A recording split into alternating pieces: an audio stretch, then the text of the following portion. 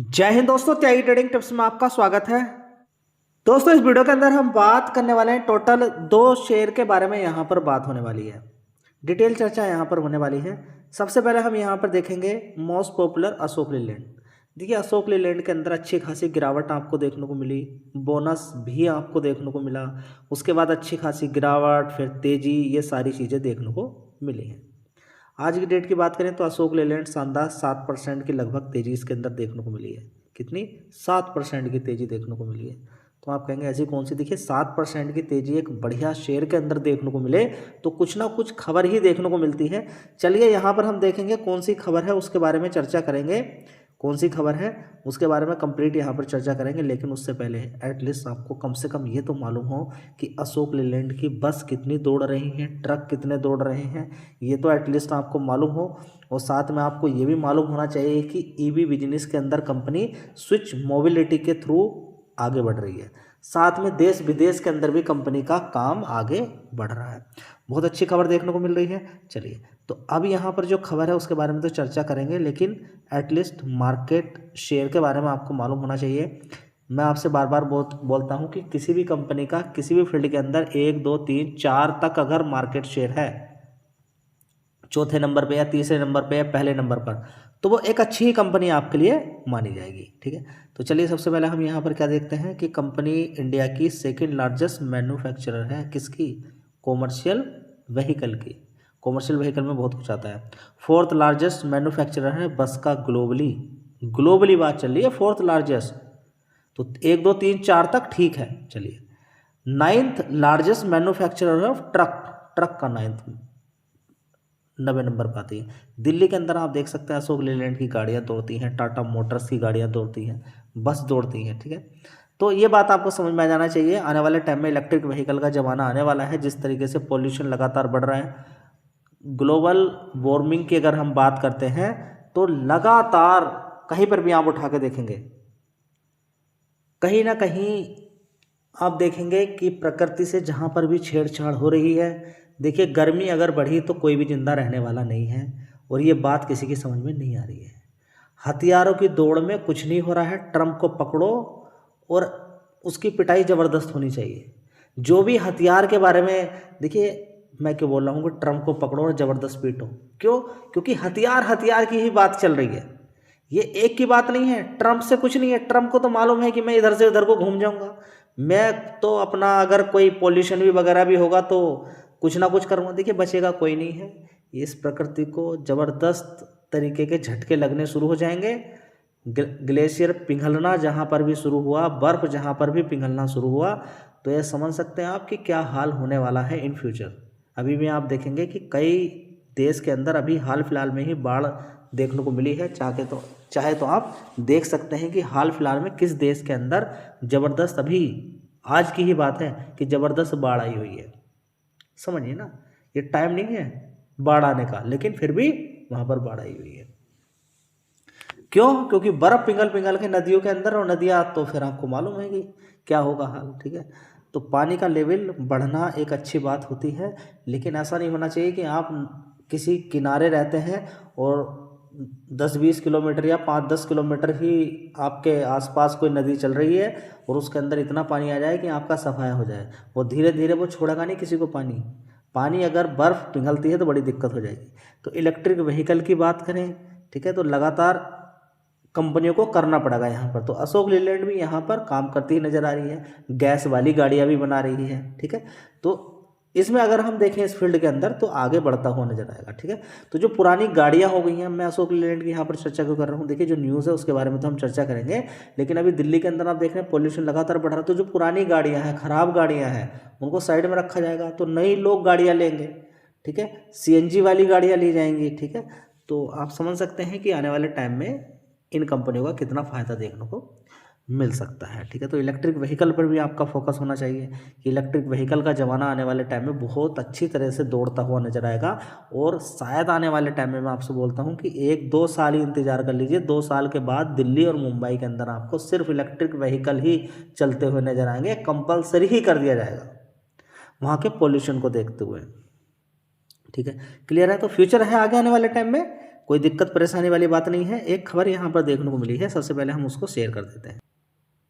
तो दोस्तों यहाँ पर जो खबर आपको देखने को मिल रही है वो खबर है अशोक लीलैंड के अंदर जो 7% की तेज़ी बनी है, तो यहाँ पर रिकॉर्ड हाई बना दिया है जो फाइनेंशियल आर्म है, ठीक है। तो कंपनी का काम फाइनेंस करने का भी है क्योंकि बड़ा काम है, तो अप्रूव मर्जर हो चुका है विद NDL वेंचर्स के साथ, ठीक है। तो ये खुशी की बात है कंपनी के अंदर, जिसकी वजह से अच्छी खासी तेज़ी यहाँ पर आपको देखने को मिली है। चलिए इस कंपनी के फंडामेंटल भी एक बार आप देख लीजिए। तो दोस्तों जिस कंपनी के बारे में हम बात करेंगे जो 36 कंपनी को खरीद चुकी है अभी तक, उसके बारे में भी चर्चा यहाँ पर होने वाली है। तो ऐसा नहीं होना चाहिए कि आप सोचें कि हाँ ऊपर लिखा है थंबनेल पे उस कंपनी के, देखिए ऐसा नहीं है, जो थंबनेल पे लिखा जाता है उसके बारे में जानकारी यहाँ पर मिलती है, ठीक है। तो एक साल पहले अगर हम देखने की कोशिश करते हैं अशोक लीलैंड के अंदर क्वार्टरली बेसिस पे, तो 1148 करोड़ का रेवेन्यू आता था। उसके बाद 11,900 करोड़ का, उसके बाद 14,600 करोड़ का, उसके बाद 17,700 करोड़ का, अभी देखेंगे 12,500 करोड़ का देखने को मिल रहा है। चलिए अब यहाँ पर देखते हैं हम ऑपरेटिंग प्रॉफिट, तो देख लीजिए एक साल पहले 2,000 करोड़, उसके बाद 2,300 करोड़, 2,900 करोड़, उसके बाद 2,100 करोड़, अभी 2,400 करोड़ यहाँ पर देखने को मिल रहा है। चलिए बहुत अच्छी बात है। इसी तरह से हम देखते हैं नेट प्रॉफिट कितना हो गया है क्वार्टरली बेसिस पे है, आप देखेंगे 820 करोड़ का, कितना 820, पहले कितना था 658, तो इससे बड़ा है, इस वाले से थोड़ा सा कम है, लेकिन बाकी के जो क्वार्टर्स हैं उनसे अच्छी नहीं बोलेंगे, उनके सिमिलर ही बोलेंगे। तो इतनी ख़राब भी नहीं बोल सकते हैं, इतनी अच्छी भी नहीं बोल सकते, लेकिन पिछले क्वार्टर्स की अपेक्षा देखें तो परफॉर्मेंस अच्छी ही है। दोस्तों अगली कंपनी होगी संवर्धना मदरसन इंटरनेशनल लिमिटेड। अगर इस कंपनी की बात करते हैं तो ऑटो सेक्टर की दिग्गज कंपनी है, ऑटो पार्ट्स बनाती है, और जिस तरह से पोल्यूशन वाली बात चल रही है, अगर पुरानी गाड़ियां हटी और नई गाड़ियां बनी तो इस कंपनी को फ़ायदा होगा, क्योंकि नई गाड़ियां बनेंगी तो उनको पार्ट्स चाहिए, ठीक है। तो इस बात पर आपका फोकस होना चाहिए। जिस तरह से पोल्यूशन लगातार बढ़ रहा है उस चीज़ को देखते हुए नई गाड़ियां, कोई नई स्कीम, इलेक्ट्रिक व्हीकल पर भी लगातार कंपनी फोकस कर रही है, लगातार काम कर रही है इलेक्ट्रिक व्हीकल पर भी। तो देखिए शेयर के अंदर आप देखें सबसे पहले कि पिछले 5 दिन के अंदर देखिए, एक महीने के अंदर देखिए, और इस गिरावट वाले भाव 102 रुपये से अगर कैलकुलेशन करते हैं तो 13% के रिटर्न इसने बना के दे दिए। 2 मजबूत शेयर थे, आपके हाथ से निकल गए क्योंकि बड़ा स्लो धीरे धीरे भागते हैं, ठीक है। तो आपको लगता था कि एकदम से ही भागने चाहिए तभी बात बनेगी। अब इस कंपनी का मार्केट कैप देखेंगे तो 1,22,000 करोड़ का मार्केट कैप है, लेकिन गूगल पे आपको 78,000 करोड़ का ही दिखाई देगा। अभी एडजस्ट पूरी तरीके से हुआ नहीं है, ठीक है। तो ध्यान रखें इन सारी चीज़ों को। तो क्या बात यहाँ पर आपको समझ में आ रही है कि मदरसन इंटरनेशनल लिमिटेड की अगर बात करते हैं तो शानदार कंपनी है, इतनी सारी कंपनी को खरीद चुकी है अभी तक, इतना इन्वेस्टमेंट किया है, अब आउटपुट धीरे धीरे निकलना शुरू होगा, ग्लोबली बढ़िया बिजनेस निकालती है। अब धीरे धीरे इंडिया के अंदर कंपनी का परसेंटेज धीरे धीरे बढ़ रहा है, धीरे धीरे बढ़ रहा है, एकदम नहीं। अब ग्लोबली कंपनी लगभग आप बात करें तो लगभग 70 से 75 या फिर 80% की बात करते हैं तो विदेशों से 89% तक विदेशों से निकालती थी कंपनी। अभी जब से रिस्ट्रिक्शंस वगैरह लगे हैं तो थोड़ा सा कम धीरे धीरे हो रहा है, लेकिन पर्टिकुलर एक देश से कंपनी ने बोला है कि टोटल जो रेवेन्यू हम निकालते हैं किसी भी एक देश से 10% से ज़्यादा का हम नहीं लेंगे, क्योंकि अगर किसी तरह की कोई चेंजेस देखने को मिलता है या फिर आपातकालीन स्थिति कुछ हो जाती है तो फिर अगर एक ही देश के अंदर अगर हमारा सारा बिजनेस रहेगा या टोटल 30% 40% हम एक देश से निकालेंगे तो दिक्कत और होगी, तो बड़ी दिक्कत हो जाएगी। इसलिए ग्लोबली कंपनी काम करती है, बड़ा सोच समझ के कंपनी काम आगे कर रही है, ठीक है। तो एक बहुत अच्छी बात है जो कि कंपनी के बारे में आपको मालूम होना चाहिए, और साथ में ये भी मालूम होना चाहिए ग्लोबली कंपनी शानदार तरीके से काम करती हुई आगे बढ़ रही है और बढ़िया कंपनी काम कर रही है, ठीक है। तो इस चीज़ पर आपका फोकस होना चाहिए। और पार्ट्स बनाने वाली कंपनियों में यूनो मिंडा और ये कंपनी बढ़िया शानदार प्रदर्शन कर रही है। यूनो मिंडा तो बढ़िया शानदार और भी बहुत बढ़िया पिछले 5 साल में अच्छा पैसा उसने बना के दिया है, लेकिन लंबे समय से देखें तो इसने भी मल्टी बैगर रिटर्न बना के दिया, बहुत बढ़िया पैसा बना के दिया है। मैक्सिमम चार्ट पैटर्न इसका आप खोलेंगे तो आप देख लीजिए यहाँ पर कि 2,32,000% के रिटर्न इसने बना के दे दिए अभी तक, ठीक है। तो जो लंबे समय से शेयर के अंदर चुपचाप बैठ गए, बोनस स्प्लिट ले रहे हैं, उनको तो डिविडेंड भी अगर ये थोड़ा सा 10 पैसे 20 पैसे का भी डिविडेंड देगी तब भी बड़ा डिविडेंड इसका बन जाता है, ठीक है। तो ये बात आपको समझ में जानी चाहिए। तो अभी धीरे धीरे ऊपर की साइड में भाग रहा, अच्छा पैसा आपको फिलहाल अभी बना के दिया है, तो अच्छी कंपनी पर आपका फोकस होना चाहिए, जो मजबूत कंपनी है, गिरावट पर आपको मिल रही है। चलिए इस कंपनी का ये फंडामेंटल देख लेते हैं। दोस्तों अगर बात करते हैं संवर्धना मदरसन इंटरनेशनल की, तो एक साल पहले 27,800 करोड़ का रेवेन्यू था, उसके बाद 27,600 करोड़, उसके बाद 29,000 करोड़, उसके बाद 30,000 करोड़, अभी देखेंगे 30,173 करोड़ का रेवेन्यू देखने को मिला है।